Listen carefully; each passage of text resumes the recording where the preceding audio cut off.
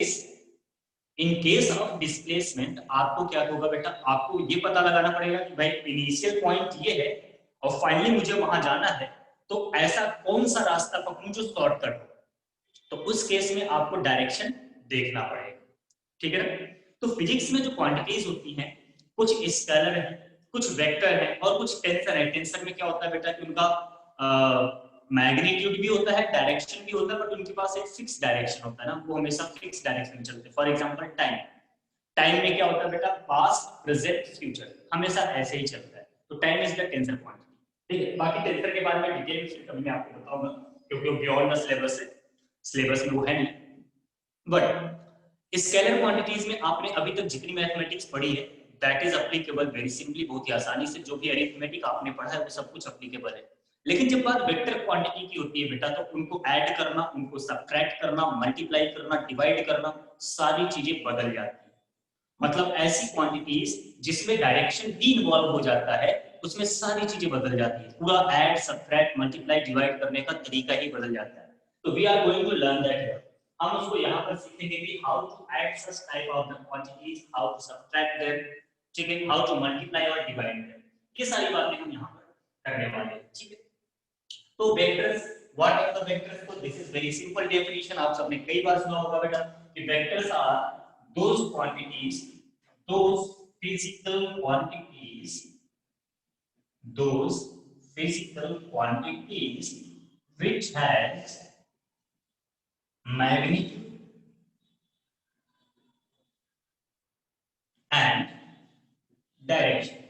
क्या बेटा मेरी डेफिनेशन जो मैंने यहां पर लिखी सही है? यही डेफिनेशन पढ़ी है आपने बेटा? देखो अब पिछली क्लास से कुछ भी लेना देना नहीं, तो आज यहाँ पर जितने लोग बैठे ना, they are going to communicate. कोई बहाना नहीं चलेगा कि सर मैंने पिछले लेक्चर्स नहीं लिए हुए, ठीक है ना। That was the basic mathematics, basic mathematics थी। अगर छूटा हुआ है तो मैंने आपसे प्रॉमिस किया है मैं एक्स्ट्रा लेक्चर्स लेकर के उसको फिर से कवर करवाऊंगा, ठीक है। बट अभी आज के कम्युनिकेशन होना चाहिए। मैंने बोला बेटा दो physical quantities which has magnitude and direction, they are known as vector. Is it correct और not? Yes, sir. It's correct. Yes, sir. Correct, ठीक है बेटा। ये उतनी बातें थी जो आपको छोटी क्लासेस में बताई गई थी कि ऐसी सारी क्वांटिटीज जिनमें मैग्नीट्यूड भी है और डायरेक्शन भी है वो वेक्टर होती है। वो बचपन की बातें, ठीक है ना, 9th 10th की बातें। अभी क्या है, कुछ देर पहले मैंने एक नई क्वांटिटी का नाम सुनाया आपको, टेंसर। कुछ देर पहले मैंने आपको टेंसर के बारे में बताया था। Yes, sir. क्या था टेंसर? टेंसर भी वो क्वांटिटी है जिसमें मैग्नीट्यूड है, direction. Then how you are going to differentiate them? Tensor और वेक्टर को डिफरेंशिएट कैसे करोगे बेटा?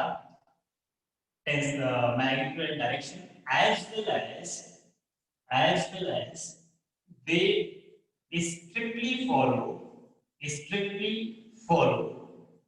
the vector law of addition। अब जाकर इसकी डेफिनेशन कंप्लीट फिगर।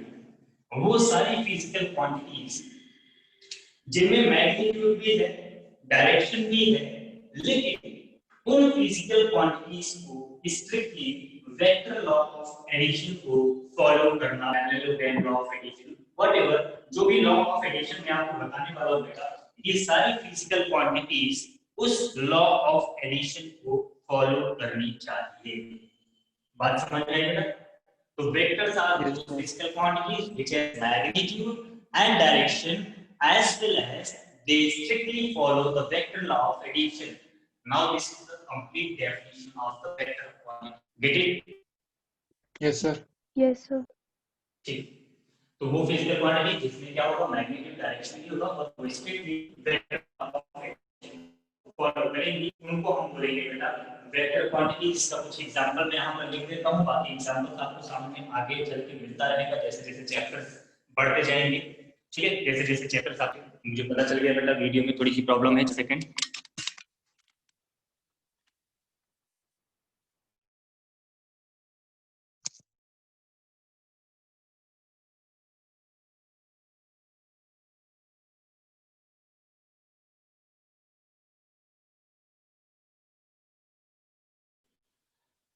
ओके, तो इसके एग्जांपल बेटा जैसे अभी एक एग्जांपल मैंने आपको दिया डिस्प्लेसमेंट। जब आपसे बोला जाता है कि फाइंड आउट द डिस्प्लेसमेंट, तब आप क्या करते हो बेटा, तब आपको अपने इनिशियल पोजीशन से फाइनल पोजीशन के बीच में मिनिमम डिस्टेंस फाइंड आउट करने के लिए एक डायरेक्शन होता है। तो आप हमेशा बोलते हो ना चलो शॉर्टकट ले लेते हैं, तो शॉर्टकट हमेशा बेटा एक पर्टिकुलर डायरेक्शन में ही जाता है, ठीक है ना। तो displacement is the vector quantity. Why it is vector? Because it has magnitude, because it has direction, but also it will follow vector law of addition, ठीक है ना। मतलब ये क्या है बेटा, इसके पास मैग्नीट्यूड भी है, इसके पास डायरेक्शन,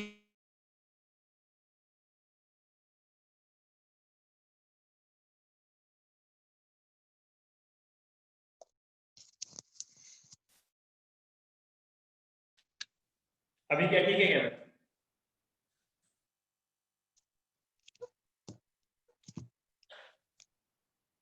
थोड़ी देर देखते अगर सही रहता है तो, ठीक है।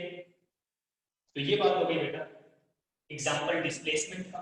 डिस्प्लेसमेंट के बाद बेटा वेलोसिटी, वेलोसिटी के बाद बेटा एक्सेलरेशन, एक्सेलरेशन हो गया, और क्या हो गया, वेलोसिटी हो गया, एक्सेलरेशन हो गया, ठीक है, etcetera. We will talk about the more quantities, momentum वगैरह हो गया, ठीक है ना। ये सब धीरे धीरे जब हमारे टॉपिक्स आते जाएंगे तो हम इसकी बात करते जाएंगे। ये सारे एग्जांपल्स है बेटा किसके, वेक्टर क्वांटिटीज के। तो दो physical quantities which have magnitude, velocity, acceleration, momentum, ठीक है ना, इंपल्स, ठीक, ये सारी की सारी क्वांटिटीज क्या है बेटा, वेक्टर क्वांटिटीज हैं। ये सारी की सारी क्वांटिटीज क्या है, वेक्टर क्वांटिटीज है, ठीक है।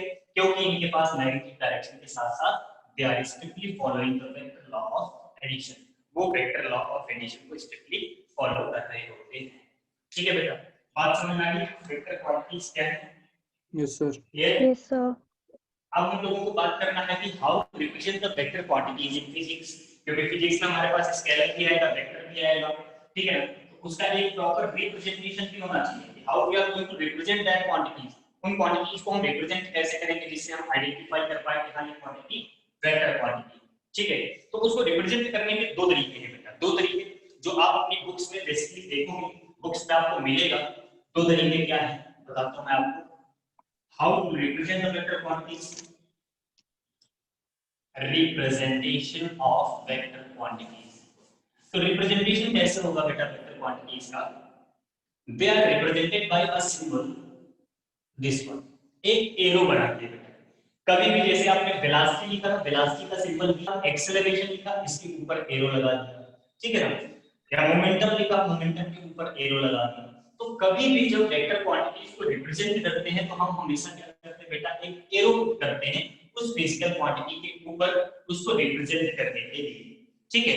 या फिर कुछ बुक्स में ऐसा है कि जो वेक्टर क्वांटिटीज हैं उनको बोल्ड लेटर से दिखाया जाता है। फिजिक्स की बुक में, जैसे आप कोई फिजिक्स की स्टैंडर्ड बुक पढ़ रहे होगे तो उस बुक में क्या होगा कि जो हमारी वेक्टर क्वांटिटीज है ना, उनको जैसे नॉर्मली हम लिखते हैं कि ए है, उसमें ऐसे लिखा होगा, ऐसे बोल्ड कर देंगे थोड़ा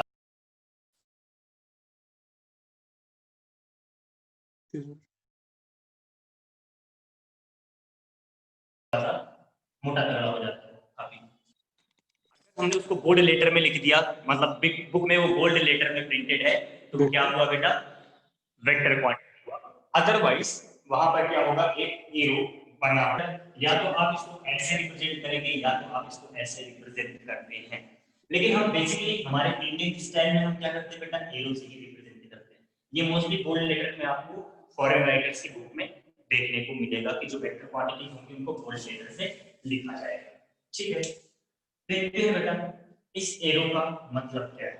इस एरो का मतलब होता है, अगर हम इसको सेपरेट आउट करें तो इसके दो पार्ट हैं, एक है सिंपल स्ट्रेट लाइन और इसके साथ एक है एरो।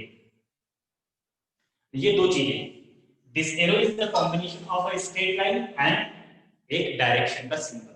तो ये जो स्ट्रेट लाइन होती है बेटा, ये रिप्रेजेंट करती है मैग्नीट्यूड को, और ये जो होता है बेटा ये रिप्रेजेंट करता है डायरेक्शन को, और इन्हीं दोनों को आपस में मल्टीप्लाई कर दीजिए तो क्या बन जाता है, वेक्टर बन जाता है। तो इस तरह से वेक्टर को रिप्रेजेंट किया जाएगा कभी भी, ठीक है। जब भी किसी क्वांटिटी के ऊपर एरो लगा होगा वो क्वांटिटी होगी वेक्टर क्वांटिटी, ठीक है ना। और उसमें जो स्ट्रेट लाइन होगा वो मैग्नीट्यूड को रिप्रेजेंट कर रहा होगा, और जो ये एरो बना होगा बेटा वो डायरेक्शन को रिप्रेजेंट कर रहा होगा, बाकी ये वेक्टर। तो आई होप आपको लिक्विडिफिकेशन समझ में आ गया, ठीक है? Yes, sir. Yes, sir. ठीक है, ओके। अब इसके बाद एक और छोटी सी बात कर लेते हैं, how many types of the vector are there? कितने तरह के वेक्टर होते हैं बेटा? कितने तरह के वेक्टर हमारे पास होते हैं? तो सबसे पहले मैं नाम लिखूंगा और समझाता जाऊंगा, आपको समझ में आ जाएगा। Co-initial vectors. What are co-initial vectors? Co-initial vector क्या होते हैं बेटा? को-इनिशियल वेक्टर बोलते हैं the vectors having same origin, वो सारे वेक्टर जिनका ओरिजिन सेम होता है। अच्छा, ओरिजिन क्या होता है बेटा? जैसे आपने ये एरो बनाया है, तो इस एरो का जो टेल है, ये टेल जो है, मतलब जैसे मान लीजिए हमने एक वेक्टर ऐसे बना दिया, एक वेक्टर ऐसे बना दिया और एक वेक्टर ऐसे बना दिया, इन तीनों वेक्टर की स्टार्टिंग पॉइंट क्या है बेटा? सेम। तो ये तीनों vector A, B and C, they will be co-initial vector. तो वो सारे वेक्टर जिनका स्टार्टिंग पॉइंट क्या होगा बेटा? सेम होगा, उनको बोलेंगे को-इनिशियल वेक्टर, राइट? कोई दिक्कत होगी कहीं पे बोल देना। Excuse No, me, sir. sir. Co-terminating vector, co-terminating vector. अब को-टर्मिनेटिंग मतलब को-इनिशियल का ठीक उल्टा। आपने कई सारे वेक्टर्स बनाए और सभी वेक्टर का जो टर्मिनेटिंग पॉइंट है बेटा वो सिमिलर है, ये सारे वेक्टर क्या होंगे? को-टर्मिनेटिंग वेक्टर। को-टर्मिनेटिंग वेक्टर जो एक ही पॉइंट पर आकर के एंड कर रहे होंगे वो को-टर्मिनेटिंग वेक्टर होंगे, जो एक ही पोजीशन से स्टार्ट कर रहे होंगे वो को-इनिशियल वेक्टर होंगे। ठीक है बेटा, को-टर्मिनेटिंग समझ आ गया? नोट करते जाना बेटा, नोट करते जाना। अगर आपको लगे कि मुझे नोट करना है तो बोल देना, मैं रुक जाऊंगा, ठीक है, मिटाने से पहले। क्लियर है? Yes, sir. को-इनिशियल, को-टर्मिनेटिंग क्लियर होना चाहिए। इसके बाद आता है बेटा नेक्स्ट पॉइंट। कई सारे टाइप में आपको बताने वाला हूं, क्योंकि बीच-बीच में कभी-कभी वर्ड्स यूज हो जाते हैं, तो आपको पता होना चाहिए वर्ड्स का मतलब क्या है। तीसरा बेटा को-प्लेनर वेक्टर। को-प्लेनर वेक्टर, को-प्लेनर वेक्टर क्या होगा बेटा? the all vectors lying in same plane, वो सारे वेक्टर जो एक ही प्लेन में लाई कर रहे होते हैं वो होते हैं बेटा को-प्लेनर वेक्टर, ठीक है ना? वो सारे वेक्टर जो एक ही प्लेन में लाई कर रहे होंगे वो होंगे को-प्लेनर वेक्टर। मेरे कहने का मतलब क्या हुआ?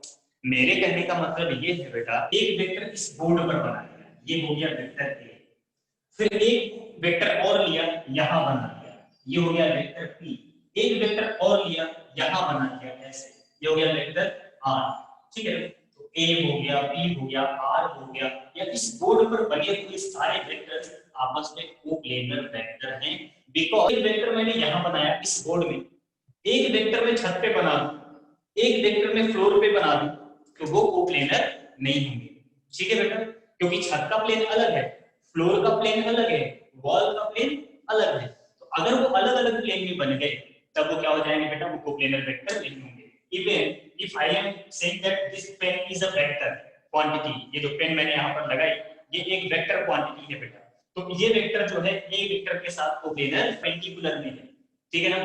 तो इसलिए वो सारे planar होंगे, and if they are lying in the different planes they will not be the co-planar vectors. Clear? Co-planar समझ में आया बेटा? Yes, sir. हाँ सर बेटा बोलो। को-प्लेनर वेक्टर्स हमेशा 2D प्लेन्स में होंगे? बेटा प्लेन हमेशा 2D ही होता है। सर मतलब मेरे कहने का मतलब है कि अगर 3D में है तो फिर वो को-प्लेनर्स नहीं होंगे? 3D में है तो देखो बेटा, अब जैसे शायद आप मैथमेटिक्स पढ़ रहे हो, 3D पढ़ने से देखो क्या होता है ना, मेरे लिए वो ड्रॉ कर पाना थोड़ा सा मुश्किल होगा। आप जैसे अपने जिस भी रूम में बैठे होगे, क्यूबिकल शेप में या फिर क्यूबॉइडल शेप में आपका रूम होगा, ठीक है ना? अब बेटा उसमें कोई भी एक प्लेन आप कंसीडर कर सकते हो, एक तो 6 प्लेन, आप 6 प्लेन तो आपको दिख ही रहे, बाकी उसमें आप कोई भी प्लेन बना सकते हो। एक प्लेन ऐसा बनाओ जो एक कॉर्नर से स्टार्ट हो और दूसरे अपोजिट कॉर्नर पर जाकर के मिल जाए। मतलब जैसे ये हमारा क्यूबॉइड है ना, अगर ये हमारा क्यूबॉइड है, मैं उसको प्रॉपर्ली यहाँ पर 3D वाले कॉर्नर से प्लेन को स्टार्ट करो, इस वाले कॉर्नर को छोड़ो, ऐसे। तो this is also a plane, और वो सारे वेक्टर जो इस प्लेन पर लाई कर रहे होंगे वो सारे के सारे क्या होंगे? को-प्लेनर। मतलब कोई भी एक प्लेन आप पकड़ लो, whether it is x y plane, y z plane, z x plane, या उसके अलावा कोई और भी प्लेन ही क्यों ना हो। जैसे ये प्लेन आप इसको नहीं बोल सकते कि एक्स, अब इसको अगर मैंने एक्स बना दिया, इसको मैंने वाई बना दिया, इसको मैंने जेड बना दिया, क्या बोलोगे ये वाला किस में, इसी में नहीं। लेकिन ये भी क्या है बेटा, एक प्लेन है ना। अपना अपने रूम के एक कॉर्नर से दूसरे कॉर्नर पे एक पर्दा लगा दो, एक पर्दा लगा दो, एक इस वाले कोने पर अपना वो लगाओ, ठीक है, और एक उस वाले कोने पर लगाओ अपोजिट कॉर्नर से, और उस पर एक पर्दा टांग दो। अब वो पर्दा क्या है बेटा, एक प्लेन है, तो उस पर्दे के ऊपर जितने भी वेक्टर बनाओगे सारे को प्लेन वेक्टर होंगे। तो प्लेन कोई भी हो 2D ही होना चाहिए, ठीक है ना। 3D में क्या होता है बेटा, वो प्लेन नहीं रह जाता, वो कोई एक पर्टिकुलर शेप आ जाता है, ठीक है ना। जैसे ये पूरा का पूरा क्यूबॉइड है, शेप है, लेकिन शेप के अंदर बहुत सारे प्लेन्स हैं। आप कोई भी प्लेन ले सकते हो, प्लेन में हमेशा केवल 2 ही डायमेंशन होगा, आइदर लेंथ ब्रेड्थ, या फिर ब्रेड्थ हाइट, या फिर लेंथ और हाइट, ठीक है। Okay, sir. तो ये तो हो गया कोप्लेनर, ठीक। अब कोप्लेनर के बाद हम बात करेंगे पैरेलल वेक्टर्स की। What are parallel vectors? Who can define it? Who can define it? Parallel vectors क्या है?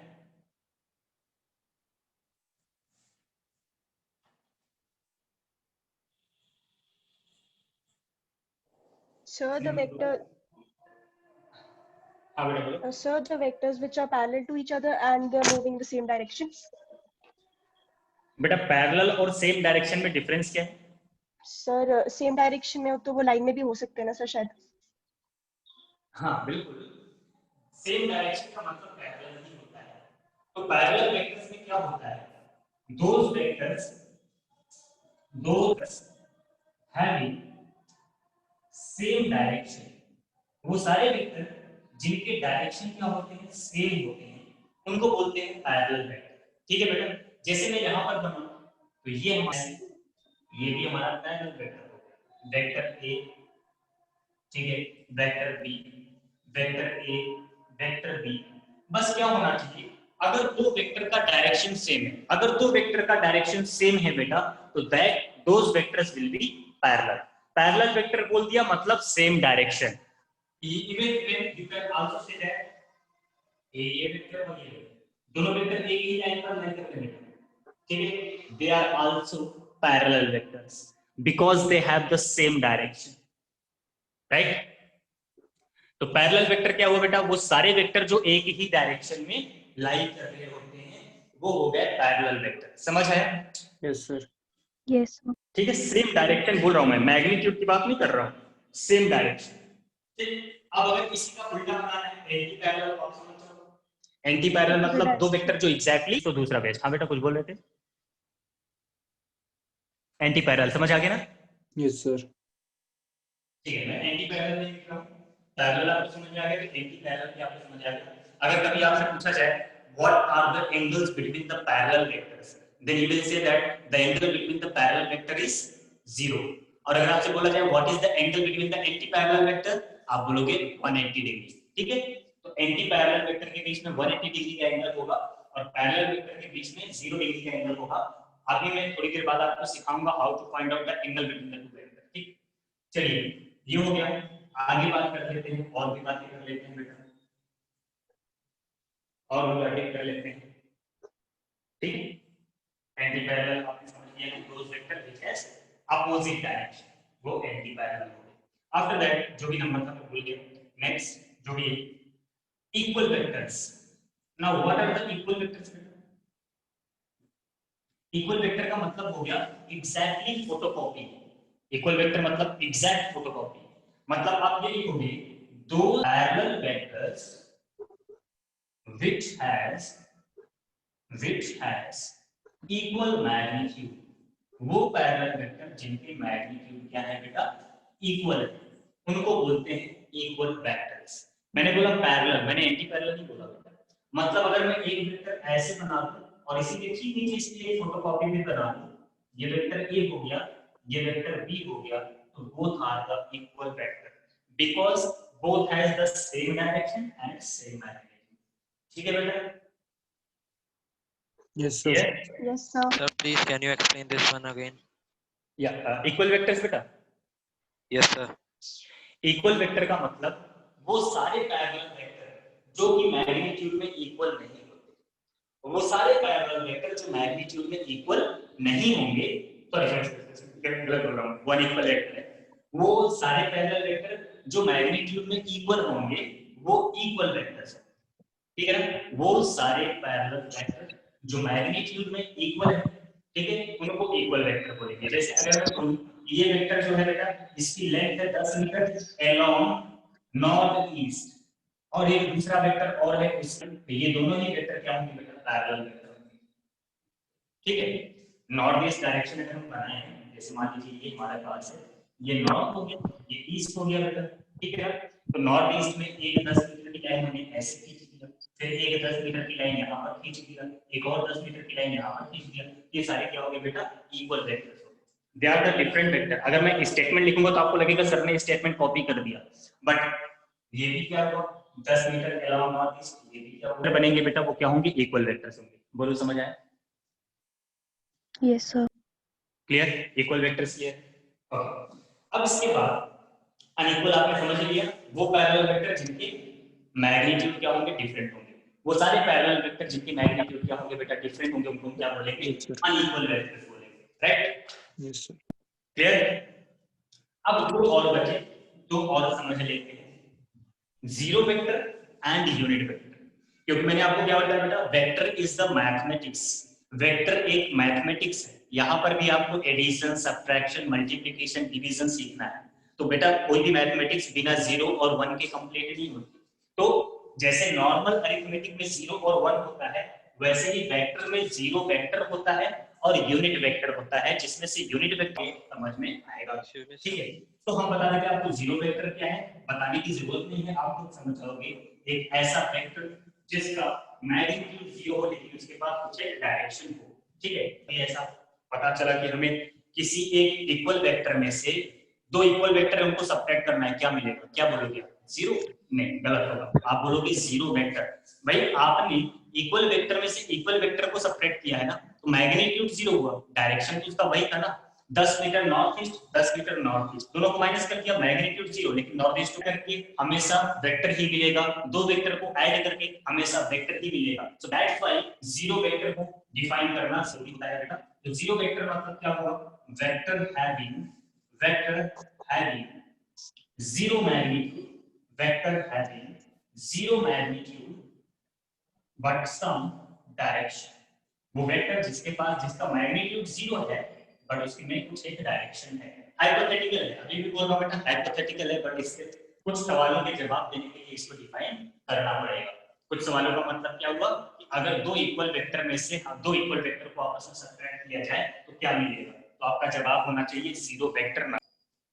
Yes, sir. मतलब मैं ऐसा कोई काम नहीं करना जिसमें कंट्रोवर्सी होने लगे, लोग करने पे बैठे हैं, इसलिए बताना जरूरी है, जीरो वेक्टर मिलेगा, ठीक।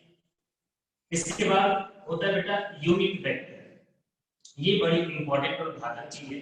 अभी यहाँ पर सिर्फ डेफिनेशन बताऊंगा, आगे इसके बारे में डिटेल में बताऊंगा आपको। घातक इन द सेंस कि इसका काफी ज्यादा यूज होता है बेटा, मतलब ऐसा नहीं बहुत टिपिकल है, ठीक है, बहुत ज्यादा यूज होगा इसका। अगर आपको यूनिट वेक्टर के बारे में आइडिया होगा तो आपको हर क्वेश्चन को सॉल्व करने के 2 मेथड हमेशा आपके सामने रहेंगे। तो यूनिट वेक्टर क्या होता है बेटा, अभी मैं सिर्फ डिफाइन कर रहा हूँ, ठीक है, detail study after few times, after few lectures, ठीक। यूनिट वेक्टर की बात करें तो vector having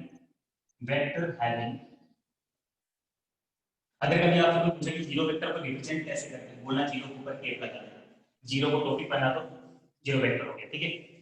vector having unit magnitude but unit magnitude with some direction, ठीक है।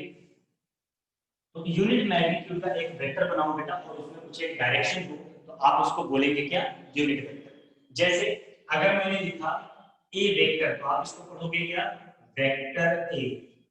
और अगर मैंने लिखा ये ए लिखा, ए को पहना दिया टोपी, मतलब सिर्फ डायरेक्शन, तो इसको बोलोगे बेटा यूनिट वेक्टर।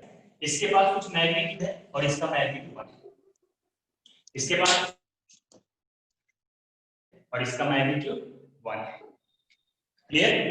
यूनिट वेक्टर को रिप्रेजेंट करने का तरीका होता है बेटा ए कैप, उस वेक्टर को टोपी बना दो ए कैप, वो हो गया यूनिट वेक्टर।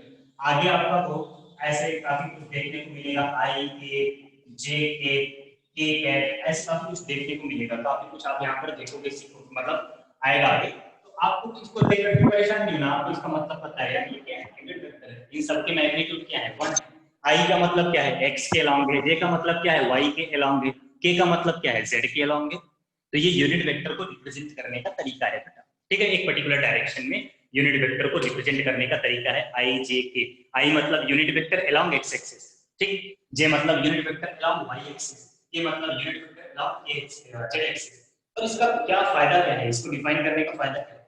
इसको अगर आपने डिफाइन कर दिया ना, तो कोई भी वेक्टर, अगर आपको मैग्नीट्यूड पता है यार x एक्सिस में किसी पार्टिकल का डिस्प्लेसमेंट 25 मीटर है, तो वेक्टर फॉर्म में कैसे लिखेंगे? आप की सारी समस्या को ऐसे लिखो, 25 के साथ लगा दो i पे, तो क्या हुआ 25 डायरेक्शन दे दिए इसको, 25 इंटू 1 करके डायरेक्शन दे दिए, इसको बन गया ना वेक्टर वेक्टर। तो ये इंपॉर्टेंस होती है, धीरे धीरे मैं जब इसको डिटेल में समझाऊंगा तो आपको और अच्छे से समझ में आ जाएगा। So now you know the types of the vector. आपको वेक्टर के टाइप्स के बारे में अच्छे से समझ में आ गया बेटा, कहीं कोई दिक्कत तो नहीं हुई? The last one, unit vector. क्या बेटा? The last one, unit vector. हाँ, यूनिट वेक्टर में क्या प्रॉब्लम आ रही है? यूनिट वेक्टर सर समझ नहीं आ रहा ढंग से। अच्छा, समझ नहीं आ रही, ठीक है मैं समझा दूंगा।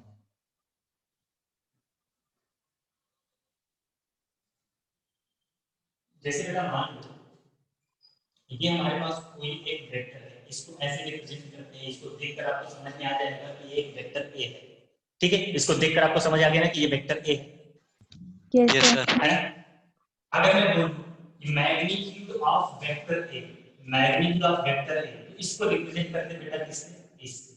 दो लाइनें पैरेलल की तो ये हो गया मैग्नीट्यूड। मतलब अगर सोचो कि ये बोला गया कितना बेटा, मान लो इसको हमने आपसे बोला कि 25 मीटर इन नॉर्थ, ऐसे बोल दिया मैंने, तो ये हो गया बेटा वेक्टर। अब मैं बोलूं इस वेक्टर का मैग्नीट्यूड क्या है, तो आप कहोगे सर 25 मीटर, तो ये होता है मैग्नीट्यूड, ठीक है। मतलब डायरेक्शन छोटे से उसका जो मैग्नीट्यूड है वो बता देगा। अब अगर मैं आपसे बोलूं बेटा what you will get if you are going to write down something like this, उस वेक्टर को उसी के मैग्नीट्यूड से डिवाइड कर दोगे तो क्या मिलेगा बेटा? 25 मीटर कैंसिल, कितना बचा? 1 बचा ना, और साथ में क्या बचा? क्या बचा? नॉर्थ। तो यही हो गया यूनिट, मैग्नीट्यूड बचा 1 तो हो गया यूनिट, और डायरेक्शन बचा भी साथ में, हो गया वेक्टर। लिखोगे कैसे? A this is the representation of the unit vector. समझ आया क्या? Yes, sir. ये बेटा क्लियर है ना? Yes sir. ठीक, तो ये होता है यूनिट वेक्टर कि अगर कभी किसी वेक्टर को उसी के मैग्नीट्यूड से डिवाइड कर देंगे तो हमें क्या मिलेगा। जैसे मैंने आपको एग्जांपल दिया था कि भाई दो इक्वल वेक्टर को सबट्रैक्ट करोगे तो क्या मिलेगा, कर दिया तो क्या मिलेगा? 1 मिलेगा, तो 1 तो स्केलर होता है ना, क्या बोलोगे? यूनिट वेक्टर मिलेगा, ठीक।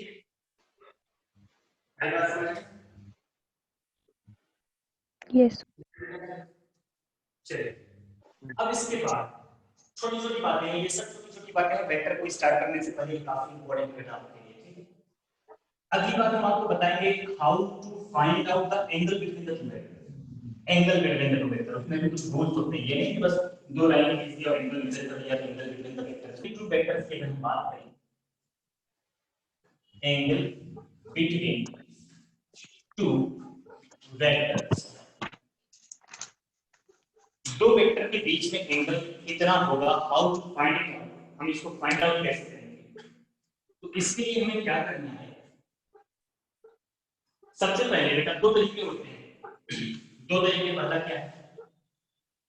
Put the scale of one vector on another vector's scale, another vector's scale, ठीक।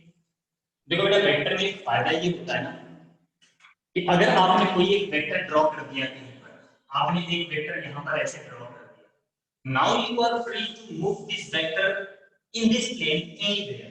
आप इस वेक्टर को इस प्लेन में कहीं पर भी शिफ्ट कर सकते हैं, बस ध्यान ये रहे डायरेक्शन ना बदले, ठीक। ध्यान ये रखना है कि डायरेक्ट करना है। मान लीजिए मान लीजिए हमने आपको दो वेक्टर दिया, एक वेक्टर मैंने ऐसे बना दिया वेक्टर ए, और एक वेक्टर मैंने ऐसे कुछ बना दिया, मान लो ऐसे कुछ बना दिया वेक्टर बी। अब मैं पूछूं बेटा इन दोनों के बीच का एंगल मेजर करके बताओ, तो आप क्या करेंगे, एक वेक्टर जैसे ये बना हुआ है इसको बना रहे हैं, इसको उठाओ और उठा कर कैसे, मतलब जैसे आप कंप्यूटर यूज करते हो तो बात करें ये पैरेलली चलता जाएगा, इसको लेकर के जाओ बिना डायरेक्शन बदले, इसको आगे लेकर के जाओ और ऐसे रख दो यहाँ पर, दोनों वेक्टर के टेल मिलने चाहिए, टेल मिल गया, ये वेक्टर एक उठा करके वेक्टर बी के ऊपर रख दिया, put the tail of one vector on another vector, now you will observe there are two angles, एक एंगल ये बनेगा, एक एंगल ये बनेगा और दूसरा एंगल बनेगा ये वाला, दो एंगल ऑब्जर्व हो रहा है आपको। अगर आपने दो वेक्टर्स के टेल को आपस में मिला दिया तो आपको दो एंगल दिखेगा, एक छोटा और एक बड़ा। सो ये जो स्मॉलर वन है, the smaller one will be angle between two vectors, ठीक है, कौन से एंगल को एंगल बिटवीन टू वेक्टर लोगे बेटा, जो स्मॉलर वाला होगा, ठीक है। पहले दोनों वेक्टर के टेल को मिलाओ और मिलाने के बाद उनके बीच का जो स्मॉलर एंगल होगा उसी को हम बोलेंगे क्या बेटा, angle between the two vectors. Yes, बोलो बात sir. समझ में? Yes, sir. Yes, sir. Clear? चलो दूसरा तरीका क्या है, दूसरा तरीका है put the tail of one vector on head of another vector, ठीक है, एक वेक्टर के टेल को दूसरे वेक्टर के हेड पर रखना है। तो मान लीजिए बेटा हमारे पास एक वेक्टर ये है, वेक्टर एक वेक्टर ये है, आप सीधा बना दिया आपको समझाने के लिए, आप चाहो तो तिरछा भी बना सकते हैं, ठीक है। अब क्या करो बेटा, मान लो ए और बी के बीच का एंगल निकालना है, ये जो बी का टेल है इसको यहाँ से कट करो और एरो से शिफ्ट करो, एरो से शिफ्ट करके इसको ले आओ यहाँ पर और इसके टेल को उठा करके इसके हेड पर रख दो, ऐसे टेल को उठा करके कहाँ रख दो बेटा, हेड पर, डायरेक्शन नहीं बदला है, पैरेलल थी, ठीक है ना, जो डायरेक्शन बी का यहाँ था वही डायरेक्शन यहाँ भी है, जो मैग्नीट्यूड यहाँ था वही मैग्नीट्यूड, एंगल निकालोगे, जब आपने इसको यहाँ पर कर दिया, अब ये जो वेक्टर ए है इस वेक्टर को थोड़ा सा एक्सटेंड करो, उसके हेड के आगे थोड़ा सा एक्सटेंड करो, इसी वेक्टर के डायरेक्शन में, अगर ये तिरछा होता है तो इसको तिरछा ऐसे एक्सटेंड करते हैं, ठीक है। तो इस तरह से आपको क्या करना है, इसको थोड़ा सा एक्सटेंड करना है। अब ये एंगल जो बनेगा ये छोटा वाला एंगल, एक एंगल ये बनेगा, एक एंगल ये बड़ा वाला बनेगा, ये नहीं बनेगा, ये जो छोटा वाला एंगल है smaller one will be angle between two vectors, ठीक है। तो ये दो तरीके हैं एंगल को मेजर करने के, ये दो तरीके हैं बेटा एंगल को मेजर करने के, चाहे टेल से टेल को मिला दो और छोटे वाले, ठीक है बेटा। सर हाँ बेटा सर जिसके हेड पे रखेंगे उसको एक्सटेंड करेंगे ना? हाँ बिल्कुल बिल्कुल, जो हेड है ना हेड को एक्सटेंड करना है, टेल को नहीं। सर उसी डायरेक्शन में जिस डायरेक्शन में वो वेक्टर है, जैसे मान अगर हमारा ए ऐसे होता, ये हमारा ए हो गया, ठीक है, हमारा बी ऐसे होता है, ये हमारा बी हो गया, इस बी को हम यहाँ पर से वेक्टर सी का हेड है ना, हम वेक्टर सी का डायरेक्शन किधर है, इस तरफ, इसको इस तरफ एक्सटेंड कर दें और ये वाला है, ठीक, आया समझ? Yes, sir. Yes sir. So this is the method how to find out the angle between the two vectors. और दो छोटे-छोटे पॉइंट्स और मैं आपको बता दूं बेटा, दो छोटे-छोटे पॉइंट्स और आपको बता दूं, ये सब बेसिक्स हैं जो कि मेन वेक्टर को स्टार्ट करने से पहले आपके काम में आने वाले हैं। दो छोटे-छोटे पॉइंट्स को चाहे आप नोट डाल करके लिख लो या if a positive number say lambda, ठीक है, कोई एक पॉजिटिव नंबर है बेटा, is multiplied with a vector a, ठीक है। अगर मान लीजिए आपने किसी वेक्टर में किसी स्केलर से मल्टीप्लाई कर दिया, ये वेक्टर a था, इस वेक्टर में किसी एक स्केलर, भाई कोई पॉजिटिव नंबर का मतलब क्या हुआ, स्केलर हुआ, तो अगर आपने किसी वेक्टर में स्केलर से मल्टीप्लाई कर दिया then what will happen, that the magnitude of vector a, the magnitude of vector a will becomes lambda times and direction remains same and direction remain same. ठीक है बेटा, जैसे मान लो कोई वेक्टर 10 मीटर था along north direction, आपने उसमें 5 से multiply 50 but the direction will be same, that is along north. ठीक, तो अगर आपने किसी वेक्टर में किसी पॉजिटिव नंबर से मल्टीप्लाई कर दिया बेटा, तब आपको क्या करना है, आपको ये बोलना है कि उस वेक्टर का मैग्नीट्यूड उस नंबर के टाइम्स इंक्रीज करेगा लेकिन डायरेक्शन वही है। दूसरा, समझ आ रहा है, कोई दिक्कत तो नहीं? No sir. Similarly if a negative number, अगर कोई नेगेटिव नंबर हो गया से माइनस लैम्डा, ठीक है, इज मल्टीप्लाइड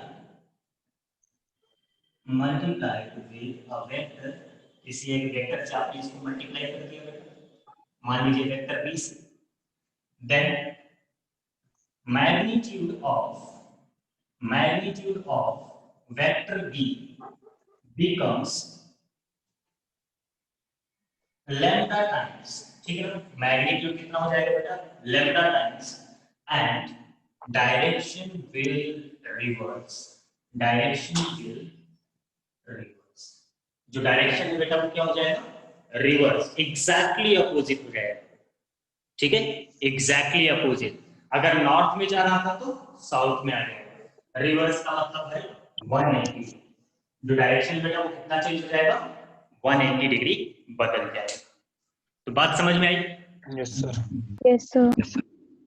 ठीक, so now you know what is the definition of the vector, how to represent the vector, what are the types of the vector, and what will happen if you will multiply any scalar. If it is a negative number, then magnitude will change and the direction will reverse. तो ये इतनी बात आपने यहाँ पर समझ ली। अब इसके बाद में आपको जो समझाना है वो ये है कि how we are going to add the two vectors or how we are going to subtract the two vectors, addition and subtraction of the two vectors। इसके लिए आपको मैं दो मेथड बताऊंगा बेटा, एक होगा ट्रायंगल लॉ ऑफ एडिशन और एक होगा पैरिशन का होगा बेटा। उसमें एनालिटिकल मेथड आएगा और आपको एक फॉर्मूला मिल जाएगा, in future you will use only that. Triangle law सिर्फ पढ़ने के लिए, अभी वेक्टर से रिलेटेड कोई क्वेश्चन डायग्राम के बेसिस पर आता है। रिमेनिंग केसेस, बाकी केसेस में आप क्या करेंगे, आपको पैरेललोग्राम लॉ ऑफ एडिशन में जो फॉर्मूले बनते हैं उन्हीं फॉर्मूलों का यूज करके आपको बताना होगा what will be the resultant and what will be the direction of the resultant vectors. ठीक है, तो ये एडिशन और subtraction because they are the lengthy terms, so start करने का कोई मतलब नहीं बेटा। अभी आप ये बताओ, आज आपको जितनी चीजें बताई that was the theoretical, obviously उसमें नो डाउट कि वो सब कुछ थ्योरेटिकल था, बट स्टिल अब आपके दिमाग में बात क्लियर हो गई होगी कि what we are going to, हमें क्या करना है आगे क्लासेस, कैसे ऐड करना, सब्ट्रैक्ट करना, मल्टीप्लाई करना, डिवाइड करना, ये सब कुछ सीखना है। Yes sir. ठीक है बेटा, तो आज के क्लास में आप एक्सक्यूज मी सर। हाँ बेटा बोलो। Sir angle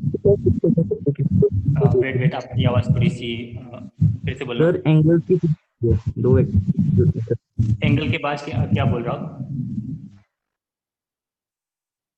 can you type this, type कर सकते हो जो पूछो, चैट में टाइप करो।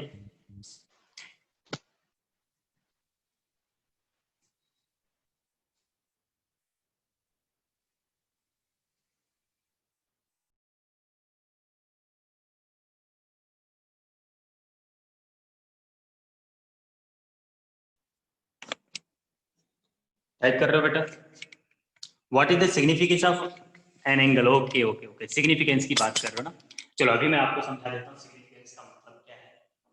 थोड़ा ज्यादा क्यों हो गया, हमें थोड़ा सा स्पेस की जरूरत है।